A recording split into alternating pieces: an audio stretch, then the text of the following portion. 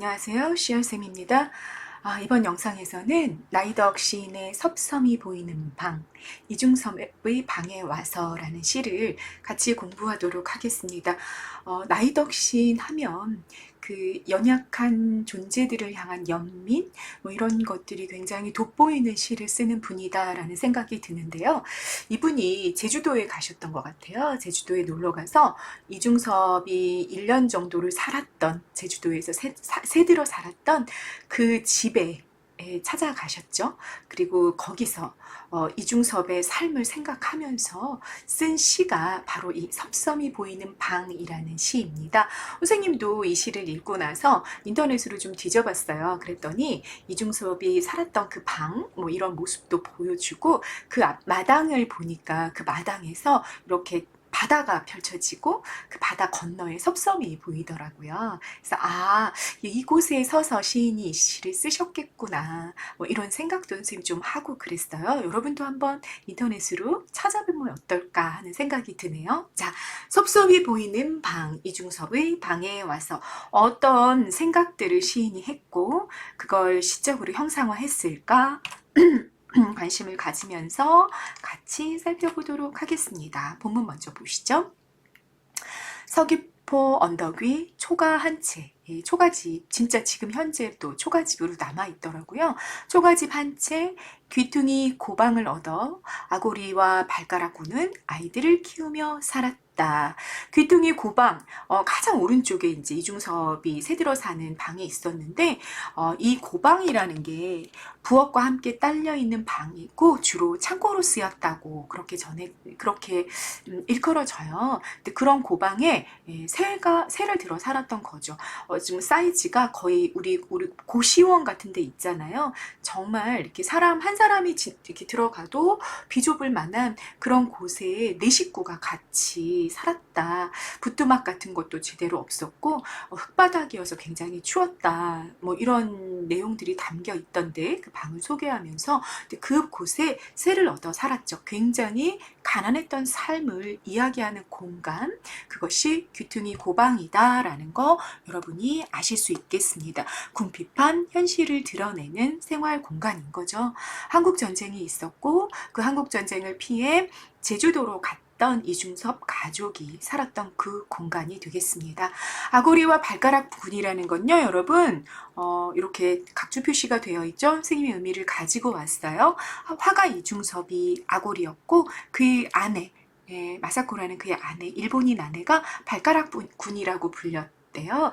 둘이 서로를 부르는 애칭이었죠. 그걸 여기다가 시인이 소개하고 있습니다.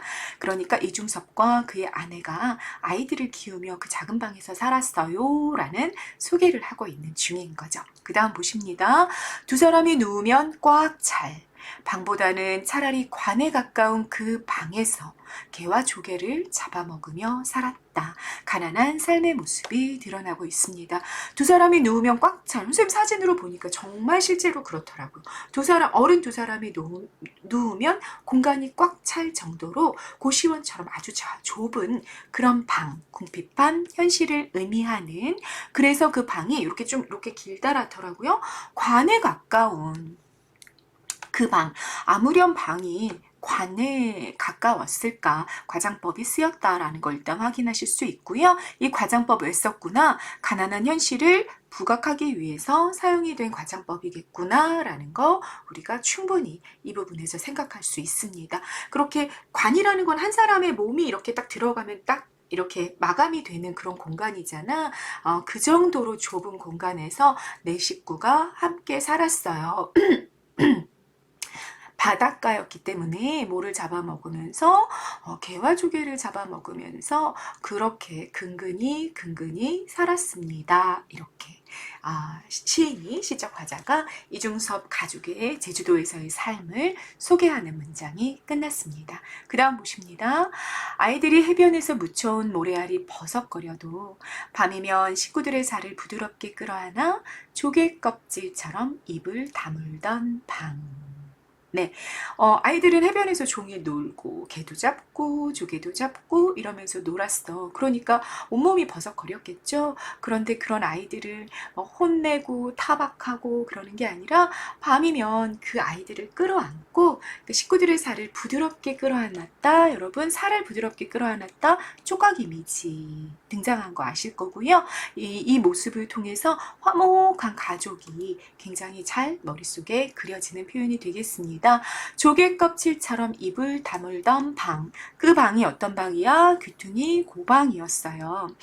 가족들을 품어준 방의 모습을 조개 껍질처럼 입을 다물었다. 이렇게 표현해주고 있습니다. 또 한편으로는 이 방이 얼마나 작았는지. 그러니까 식구들은 어때요? 식구들은 조개살처럼 그 안에 들어가 있고 그들을 이렇게 다 이렇게 한꺼번에 이렇게 품어줄 수 있는 아주 작은 방은 마치 조개 껍질 같은 방이었어 라고 얘기하면서 가난한 현실이 동시에 부각되고 있다라는 것도 여러분 아실 수 있을 겁니다. 직유법 쓰였어요. 어디? 여러분 찾아보세요. 어디 있죠? 조개 껍질처럼의 직유법이 사용이 된 거 확인하실 수 있죠. 그러면서 비유의 대응 이미지들이 만들어졌는데 조개살은 뭐다? 그 방 안에 들어있는 식구들의 살이다. 조개 껍데기는 뭐다? 그들을 품고 있는 방이다. 이런 대응 이미지들이 만들어진 걸 확인하실 수 있습니다. 그 다음 게를 삶아 먹은 게 미안해 게를 그리는 아구리와 소라 껍질을 그릇 삼아 상을 차리는 발가락꾼이 서로의 몸을 끌어안던 석회질의 방. 이 방도 또 뭐야? 조개 껍질로 비유됐었던 귀퉁이 고방이 되겠습니다. 자, 게를 삶아 먹은 게 미안해서 이중섭이 게를 그렸대요. 이중섭의 그림을 보면 게들이 되게 많이 나오는데 그게 게를 삶아 먹은 게 미안해서 그렸다는 거야. 그러니까 이중섭의 그림의 소재인 게를 소개하면서 그 그림 안에 담겨 있는 이중섭의 따뜻한 마음씨 이런 것들을 부각하고 싶었던 것 같아요. 그래서 실제는 어땠는지 모르지. 그냥 상상일 뿐이지. 이중섭이 왜 게를 그렇게 많이 그렸는지는. 그런데 이 시인은 이렇게 생각한 거야. 게를 삶아 먹은 게 되게 미안해가지고 게를 그렸다. 이렇게 이중섭의 마음을 부각하는 따뜻함을 부각하는 그런 표현을 하고 있습니다. 아고리 누구? 이중섭 작가. 소라 껍질을 그릇 삼아 상을 차리는.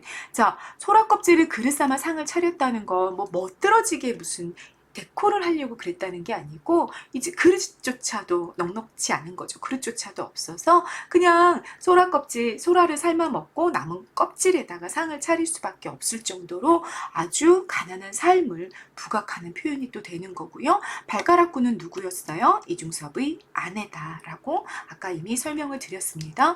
서로의 몸을 끌어안던 석회질의 방. 이 석회질이라는 표현도 왜 나온 거예요?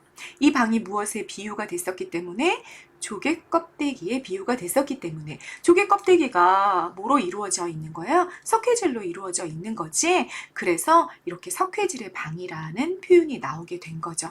그렇다면 석회질은 곧 뭐다? 조개 껍데기다라는 거 알 수 있고요. 이것도 두 가지를 의미하는 걸로 우리가 이해할 수 있습니다. 그들의 사랑이 얼마나 견고했고 그들이 얼마나 화목한 가족이었는지를 부각하는 표현이 되면서 동시에 가난한 현실을 부각하는 표현이 되기도 하죠. 그래서 이 기퉁이 고방이라든지 여러분 이 고방이 비유됐던 관에 가까운 그 방이라든지 조개 껍데기처럼 입을 다물던 방이라든지 그리고 석회질의 방이라는 거 이 공간들이 계속해서 1행부터 12행까지 부각이 됐는데요. 다시 말해 현실. 근데 이 현실은 어때? 화목하고 사랑에 넘쳤지만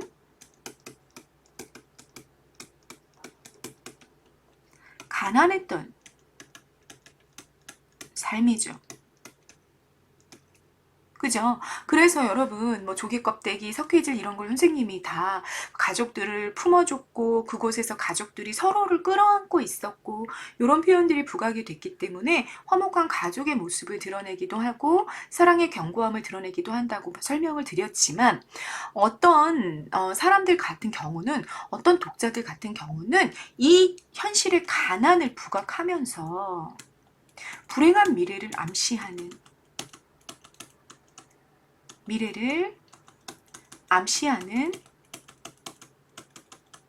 표현이다라고 읽어낼 수도 있습니다. 얼마든지 가능한 거죠. 관점에 따라서 표현 자체가 입을 다물고 있다든지 관에 가깝다든지 석회질이라든지 이런 표현들이 굉장히 부정적이고 불행한 뉘앙스 또한 갖고 있기 때문에 그것이 플러스의 의미를 가질 수도 있고 마이너스의 의미를 가질 수도 있다라고 여러분들이 충분히 이해하고 폭넓게 좀 읽어보실 수 있는 부분이 되겠습니다. 그러니까 만약에 이런 어떤 시들이 시는 시어 자체가 갖고 있는 특징이 다의성이잖아요.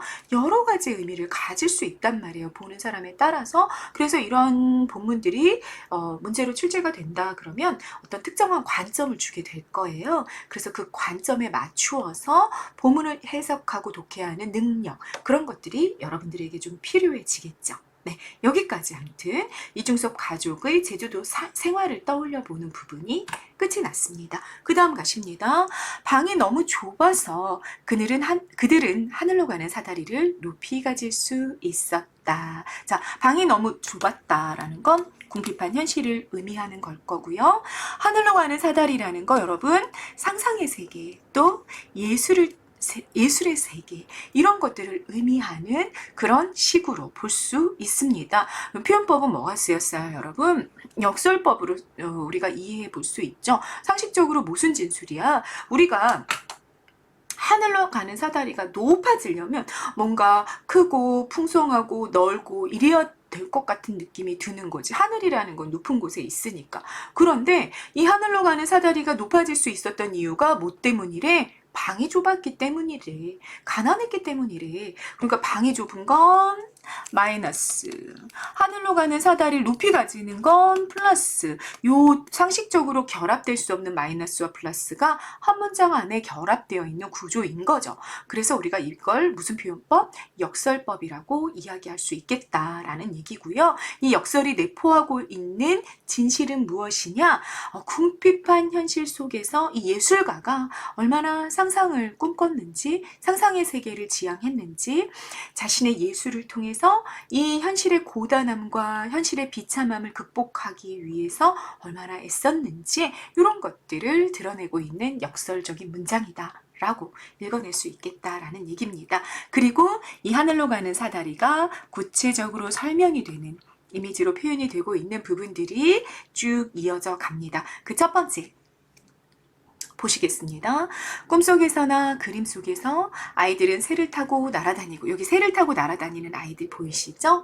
복숭아는 마치 하늘의 것처럼 탐스러웠다. 복숭아 하면 여러분 복사꽃, 복숭아꽃, 도화, 이거 다 뭐를 연상시키는 표현이에요? 우리 고전문학에서 무릉도원을 연상시키는, 이상향을 연상시키는 표현이라는 거 알고 계시죠? 이중섭의 그림에도 어떤 과일이 등장하고 있구나, 복숭아가 등장하고 있구나 라는 얘기지. 요게 복숭아 같아. 요게 보이시죠? 탐스러웠어요. 총소리도 거기까지는 따라오지 못했다. 굉장히 너무 밝고 너무 예쁘고 진짜 막 상상 속에서나 가능할 법한 하늘을 아이들이 날아다니고 진짜 사람 머리보다도 더 큰 복숭아가 있는 이 공간에 총소리가 따라올 수 없었지. 자, 여기부터 여기까지 이중섭의 꿈이었을 수도 있고 그 꿈을 꾸고 나서 그려낸 이중섭의 작품이라고도 보이는 그 장면에 대한 묘사가 나왔습니다. 총소리, 뭘 의미하죠? 시대현실을 암시하는 그런 단어죠. 한국전쟁을 암시하는 단어고 그 총소리의 폭력과 그 공포도 그림 속, 거기가 어디예요? 그림 속 평화의 세계, 상상의 세계, 꿈속의 세계죠. 거기까진 따라오지 못했어 라는 얘기를 하고 있습니다. 누구의 생각인 거야? 시적 화자의 생각인 거죠. 주관적인 생각입니다. 평화롭고 순수한 동심의 세계를 표현한 이중섭의 그림 속 풍경이 첫 번째로 나온 부분이 여기다. 선생님이 이 그림을 가지고 왔습니다. 하늘로 가는 사다리가 너무 아름답게 표현이 되어 있죠. 그래서 비참하고 궁핍했던 현실은 찾아볼 수 없는 그런 그림이구나 라는 생각이 여러분도 드실 겁니다. 두 번째, 하늘로 가는 사다리가 소개가 됩니다. 자, 이것도 역시 그림의 장면입니다. 이 그림의 장면들을 떠올리면서 시인은 이중섭의 삶을 아마 생각하고 있는 것 같아요. 같이 보시죠. 섭섬이 보이는 이 마당에 서서 서러운 햇빛에 눈부셔한 날 많았더라도 은박지 속의 바다와 하늘, 개와 물고기는 아이들과 해질 때까지 놀았다. 섭섬, 제주도에서 이렇게 바라다 보이는 그 바닷가 변에 있는 아주 작은 섬이야. 이 섭섬이 보이는 이 마당에 서서 이라는 지시대명사는 여러분 가까울 때 쓰는 표현이잖아. 그러니까 이 마당이라는 건 이중섭이 있던 공간인 동시 지금 현재 화자가 서 있는 공간이기도 한 거죠. 이곳에 내가 서 있는 거지. 이 마당에 서서 수십 년 전의 이중섭의 삶을 머릿속으로 상상하고 있는 중입니다. 서러운 햇빛에 눈부셔한 날이 많았다. 여러분, 가난했죠. 그래서 서러웠죠. 그래서 눈부셨던 그런 날, 가난한 현실을 부각하는 표현이 되겠죠. 가난한 현실을 부각하는 겁니다. 그러나 가족들과 행복하고 화목하게 살았었기 때문에 이렇게 서러운 날이 많았음에도 불구하고 은박지 속의 바다와 하늘. 자, 서러운 햇빛이 눈부셔한 날은 가난한 현실이야. 그런데 여긴 그림 속 세상이야. 바다와 하늘은, 이 바다와 하늘은 은박지 속에 그려졌어. 은박지는 이중섭이 그림을 그린 재료예요. 그래서 이걸 은각화? 뭐 이렇게 표현하기도 하는데 이중섭의 기법 중에 하나로 정말 너무 이제 거의 특허처럼 이중섭의 전매 특허처럼 되어 있는 거죠. 은박지 그림을 그렸는데 이게 이제 종이를 살 돈이 없어서 너무 가난했기 때문에 이분이 그렇게 하셨던 거지. 근데 아무튼 그런 가난 때문에 택했던 어떤 어쩔 수 없는 선택이었던 그 종이 대신이었던 은박지, 이게 이중섭의 어떤 그림의 굉장히 큰 기법과 특징이 되어버린 되게 아이러니한 그런 현실이기도 하죠. 아무튼 그 은박지 속의 바다와 하늘에 개와 물고기는 아이들과 해질 때까지 놀고 있는 너무나 아름다운 풍경, 그림 속 하늘로 가는 두 번째 사다리가 소개가 되었습니다. 이곳에는 비참한 현실도 또 공포의 전쟁도 따라올 수 없었던 그런 정말로 평화롭고 순수한 동심의 세계가 그려지고 있었던 거죠. 이중섭의 그림 속 풍경이고요. 그 그림이 선생님 이렇게 소개해놓은 그림이 됩니다. 두 아이와 물고기와 개가 그려져 있는 바다인지 하늘인지 모를 파란색의 배경이 보이는 너무나 평화롭고 정말 동심 어린 그런 이중섭의 그림 세계가 이렇게 소개가 됐습니다. 하늘로 가는 사다리 두 번째 끝났고요. 마지막 세 번째 그림은 바로 이 그림입니다. 개가 아이의 잠지를 물고 아이는 물고기의 꼬리를 잡고 물고기는 아고리의 손에서 파닥거리던 바닷가. 자, 아고리 누구였어? 이중섭이었죠. 그래서 이 시에서는 아이들과 물고기와 그리고 아빠의 모습이 은박지에 또 표현이 되어 있는 겁니다. 평화롭고 순수한 동심의 세계를 표현한 이중섭의 그림 속 장면 세 번째고요. 이 시인이 표현한 하늘로 가는 사다리 세 번째가 되겠습니다. 이렇게 너무 아름다운 예술 세계를 그 고단하고 가난한 삶 속에서 이중섭은 완성해 가고 있었던 거죠. 자, 여기까지를 보면 평화롭고 풍요로운 세계를 꿈꾼 이중섭의 그림 세 가지가 시인의 표현으로 소개가 되어 있는 겁니다. 자, 그리고 마무리 부분이 됩니다. 그 행복조차 길지 못하리라는 걸 아고리와 발가락구는 알지 못한 채 살았다. 빈 조개 껍질에 새든 소라게처럼. 자, 이렇게 시가 끝났습니다. 그 행복조차 길지 못하리라는 걸. 자, 여기까지는 굉장히 플러스의 분위기가 이어지고 있었단 말이야. 그런데 행복이 길지 못했대. 여러분, 여기서부터 마이너스로의 전환이 일어났죠. 그래서 이 문장이 시적 전환이 나타난 시행이 되는 거고요. 어떤 걸 지금 이중섭의 삶 속에서는 어떤 정기적 사실을 이야기하고 있는 거냐면 아내 마사코가 아이들을 데리고 가난을 견디다 못해 일본으로 떠나버려요. 그리고 이중섭은 그 떠나간 아내와 아이들을 정말 너무나 그리워하다가 결국에는 정신병까지 얻고 몇 년 후에 홀로 사망하죠. 그러니까 굉장히 불행한 삶을 처참하고 비참한 가난 속에서의 삶을 살았던 그런 작가가 바로 이중섭이라는 작가가 되는 거죠. 그 행복조차 길지 못하리라는 걸 이중섭과 그의 아내는 알지 못한 채 이곳에서 1년 정도를 함께 살았던 겁니다.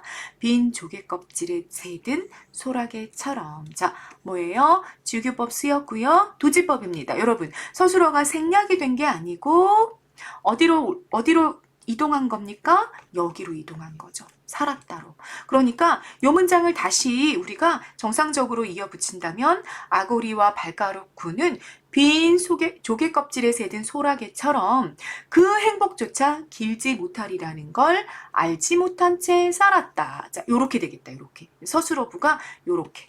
알지 못한 채 살았다까지. 다시 아고리군과 발가락군은 이게 처음 시작이고 빈 조개 껍질에 새든 소라기처럼 그 행복조차 길지 못하리라는 걸 알지 못한 채 살았다. 이렇게 문장이 순서대로 이어붙일 수 있을 거란 말이에요. 그런데 행복이 길지 못할 거야 라는 걸 부각하고 싶어서 이 세 번째 문장을 제일 앞으로 빼버리고 그리고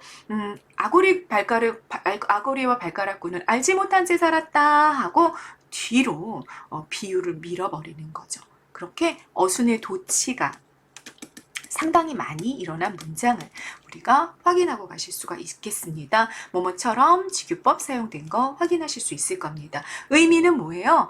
가족의 가난하지만 행복했던 순간이 마치 새 들어 사는 것처럼 빈 조개 껍질에 소라게가 잠시 깃들었다가 어때? 곧 떠나버려야 된다는 말이지.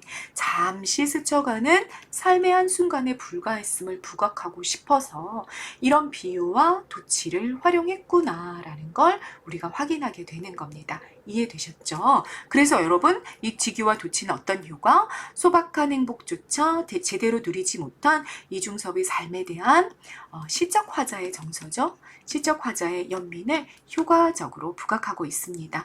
따라서 자 최종 정서가 뭐니? 라고 물어봤을 때 대상 누구? 이중섭이죠. 이중섭을 향한 정서가 뭐다? 안타까움과 연민의 정서를 느끼면서 시가 끝났구나 라는 걸 우리가 확인할 수 있게 됩니다. 26행부터 28행까지 이중섭의 불행한 삶에 연민을 느끼고 있는 그런 마무리까지 우리가 확인할 수 있었습니다. 자, 우리 이 시에서 가장 많이 대비를 이루고 있었던 건 이 시적 공간의 대비라고 볼 수 있겠습니다. 귀퉁이 고방, 관에 가까운 그 방은 가난한 현실, 비참하고 가난한 마이너스의 현실을 의미하고 있었고 꿈속에서나 그림 속, 은박지 속의 바다와 하늘 같은 그림 속 세상은 굉장히 플러스인 상상의 세계, 예술의 세계를 그려놓고 있었던 거죠. 그런 공간의 대비가 극명하게 드러나는 작품이 이 작품이었다라고 여러분들이 좀 이해하고 가시면 되겠습니다. 그래서 여러분 주제가 이중섭의 삶과 이중섭이 꿈꾸던 세계를 떠올리며 느끼는 연민. 자, 이 정서가 최종 정서였다는 거 놓치시면 안 됩니다. 특징 같이 확인하면서 가겠습니다. 화자의 구체적 경험을 바탕으로 시상이 전개가 되고 있어요. 구체적 경험 뭐예요? 제주도 이중섭 집을 찾아간 거죠. 이중섭이 수십 년 전에 살았던 그 집이 지금 이렇게 기념관이 되어서 남아있단 말이에요. 그리고 그 집에서 조금 걸어 내려가면 이중섭 미술관도 있고 그렇거든요. 거기에 찾아간 거예요. 그 경험을 바탕으로 시상이 전개됐다라는 얘기지. 그리고 이중섭의 그림 속 세상을 그려놓고 있는 세 개의 장면을 보면 이중섭의 그림을 알고 있는 거지. 본 거죠. 그걸 또 바탕으로 해서 시상이 전개되기도 하고 그랬습니다. 됐죠? 또 이중섭의 그림 이미지 3개가 활용이 되면서 그 그림을 통해서 연상했던 화자의 상상 이런 것들이 이렇게 겹쳐지고 있고 플러스가 되고 있는 그 장면도 우리가 본문에서 확인을 했습니다. 과장된 표현을 통해서 이중섭 가족의 가난한 삶을 보여줬죠. 과장된 표현 여러분 뭐 관처럼 뭐 관에 가까운 뭐 이런 표현도 있었고 그 방이 조개 껍질 같았다 라는 표현도 있었고 이런 거 모두 다 굉장히 과장적으로 이중섭 가족의 가난한 삶을 부각하게 되죠. 도치법과 직유법으로 마무리해서 어느 문장인지 아시죠, 여러분? 우리 좀 전에 보고 온 26행부터 28행까지 그 행복조차 길지 않으리라는 걸 아고리와 발가락꾼은 알지 못했다. 마치 뭐라고 표현했었죠? 이 조개 빈 소라 껍질 속에 새든 소라게처럼 이런 표현들 통해서 도치와 직유 나왔고요. 이중섭의 삶에서 환기되는 누구의 정서? 화자의 정서를 드러내며 시적 여운을 자아내면서 마무리가 되었습니다. 가난한 현실을 드러내는 공간이 있었고요. 방, 평화로운 이상 세계를 드러내는 그림 속 공간이 있었죠. 그 두 개의 대비가 아주 극명하게 드러나고 있다는 거 아까 선생님이랑 마무리 부분에서 확인하셨고요. 동일한 종결어미가 반복이 되면서 가군을 형성하고 있는 것도 선생님 이 부분은 본문에서 놓쳤다. 지금 한번 확인해 보세요, 여러분. 종결어미 봅시다. 살았다. 평서형 종결어미 살았다. 요거는 시형의 반복도 보이네. 그죠? 아이들을 키우며 살았다. 조개를 잡아먹으며 살았다. 요 문장은 대구, 유사, 문장 구조의 반복도 보이는 부분이 되겠다. 그죠? 그리고 또 종결 형태 봅시다. 여기는 종결어미 안 쓰였고요. 있었다 다 있고요. 따라오지 못했다 다 보이고요. 그 다음 놀았다 다 보이고요. 그리고 살았다 보입니다. 보이시죠? 종결어미가 뭐뭐다. 뭐지? 평서형 종결어미죠? 제일 마지막에서 반복이 된 거지. 이렇게 특정 위치, 제일 마지막이라는 특정 위치에서 특정한 의문이 다, 이런 것들이겠지. 이런 특정한 자음이나 모음이 반복될 때 우리가 이것을 뭐라고 한다? 가군이라고 이야기한다. 쌤이 이미 이전 영상들에서 좀 설명을 드렸었습니다. 가군은 무엇에 포함되어 있는 개념이다? 의미율에 포함되어 있는 개념이다. 의미율은 뭐다, 여러분? 특정한 위치에서 일정한 의문을 반복함으로써 리듬을 만들어내는 방식이다. 거기에 제일 첫 부분에 반복을 함으로써 리듬을 만들어내는 두운, 그리고 중간 부분에서 의문을 반복해서 만들어내는 요운, 그리고 제일 마지막 다리 각자죠. 제일 마무리 부분에서 의문을 반복해서 리듬을 만들어내는 가군이 세 가지가 존재하는 게 의미율이에요 라고 설명을 드렸었습니다. 자, 그 의미율까지, 가군까지 확인할 수 있는 특징이 있는 섭섬이 보이는 방이라는 시였습니다. 해제는 여러분 각자 이해와 감상, 시의 전체 내용을 압축해주고 있으니까요. 중요한 정보들 놓치지 말고 확인하고 가시고요. 네, 섭섬이 보이는 방. 그림과 시가 만나고 수십 년 전의 사람과 수십 년 뒤에 사람이 만나고 그 시인을 통해서 또 우리가 이중섭의 삶으로 가서 그 삶을, 그 아름답지만 슬펐던 그 삶을 또 돌아보고 이중섭의 예술 작품을 감상해 볼 수 있는 그런 좀 아름다운 시였던 것 같습니다. 여러분들은 어떻게 느끼셨나요? 네, 이번 영상은 여기까지 찍겠습니다. 감사합니다.